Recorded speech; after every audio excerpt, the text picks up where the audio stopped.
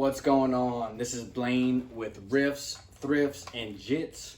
Today I am here with a 1987 ESP The Mirage Deluxe, made in Japan. This is definitely one of my favorite guitars that was ever created. I love 80s guitars, and it was always like always a dream of mine to have one of these. So now I finally do. I was able to get it at an auction on eBay, and got it at a pretty fair price, under $1,000 with the hard case. So I wanted to kind of jam on it a little bit and go over some of the specs, because I don't see too much information on these online, especially on YouTube, and especially in this Ferrari red color.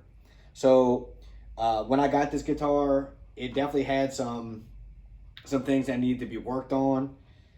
There was a lot of chips in the paint, which isn't that big of a deal, but I do try and keep my guitars in pristine condition. So what I try to do, I said, well, with this bright red color, the chips were very noticeable and very bright, because you see the wood just showing through. All up in here, all down here, there was chips. So what I did is I went to the dollar store and I got some nail polish, and I just kind of color matched. And for $1, I was able to fill in a lot of these spots. And I mean, obviously it's not like a clean, looks like I got the paint redone completely, but it fills in those gaps to where when you're kind of seeing it from the distance, you really can't see too much of the chips. They're not as vibrant and noticeable. So I'm actually really happy with how it came out, considering it was just $1. So that's my personal preference. Some people are just gonna leave it. They say, hey, just leave it to how it is. I like the wear and tear. That's fine. I don't. I like it kind of looking as close to how it did as I can. So anyways, also on this fretboard, there was probably, this guitar is 30 years old, and the person I bought it from had it for about 30 years. So there was 17 pounds of gunk and just finger nastiness on this fretboard. It was absolutely disgusting. So I brought it in and obviously got it cleaned up. Also, some of the electronics were not right, so I got all that fixed. And now it is exactly how I want it to be, as far as playability goes and any little issues that that came along with it. So let's go over some of the specs. So this is it's an alder body. We have this is a Sinclair Tremolo. It's an ESP branded Sinclair Tremolo. It's pretty good. It's slightly different than what I'm used to. You have to unscrew these little pieces right here to get the string in, and these screw them back in. It's not too difficult to use. One feature about it is you can see this, the whammy bar really hangs. It's not like some tremolos where the whammy bar will sit and you can kind of move it back and forth. This hangs. It's not that big of a deal. It's like it comes out and then clicks in. It's cool because it's out the way for you. So that's one good thing about it. And then you just got to grab it and learn how to move with it, So the pickups, I don't know originally what pickups this had. This neck pickup is an original pickup, and it sounds pretty good. They changed out the bridge pickup, and they put a Seymour Duncan JB in it, which sounds really, really good in this guitar. I'm really happy with it. I love Seymour Duncan, so that was definitely a good little upgrade for me. It has the volume. It has a tone knob. This is a 3-way switch. So the fretboard is ebony. It's a nice ebony fretboard. It has the pearl block inlays. I see some of the models that are, I'm guessing just a neck through maybe, or some like ESP Mirage Customs will have on the 12th fret like ESP or something like that. But these just have the double blocks.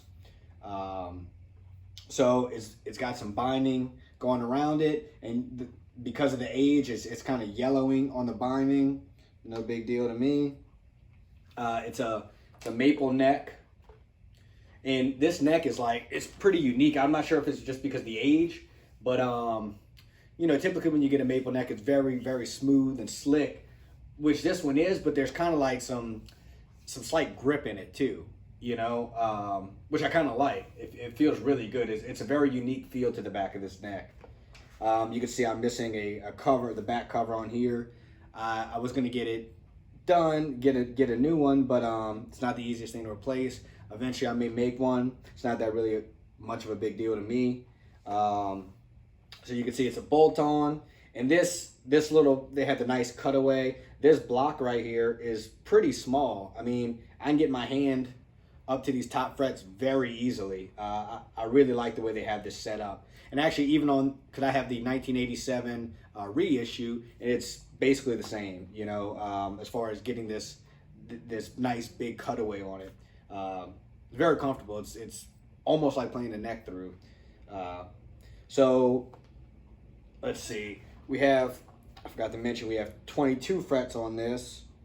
And then if we go to the headstock, we have this nice, I believe they called this a Jackson style headstock.